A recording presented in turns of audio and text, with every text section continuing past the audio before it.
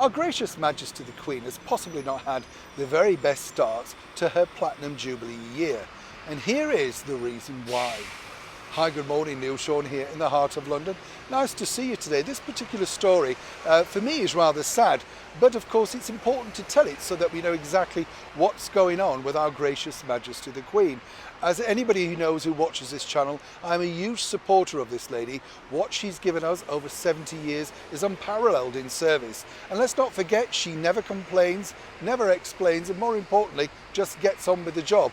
Rather like, of course, her daughter, Princess Anne. Truly love her for all the right reasons. But apparently, according to a very good source, there are simple reasons why health setbacks have, in fact, delayed our gracious Majesty the Queen in moving forward with what should have been a spectacular start to a year. Now, we all know about the troubles and strives of her son, the former royal known as the Duke of York, Prince Andrew. But really, it was something else that happened on Christmas Day out at Windsor that truly did upset and, more importantly, frighten our gracious Majesty the Queen.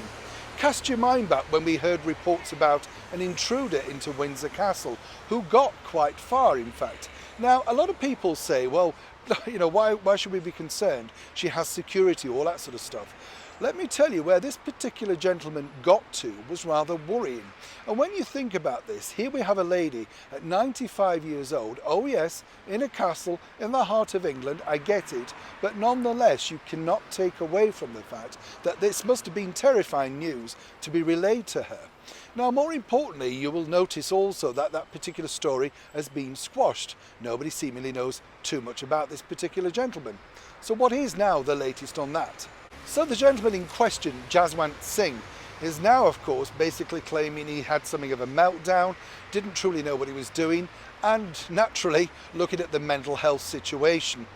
What we can tell you, what we know so far, is that it's still an ongoing investigation as to what and the reasons why he decided to do this. And more importantly, I think really alarming, post this on social media. You know, where are you at if you want to do something like that?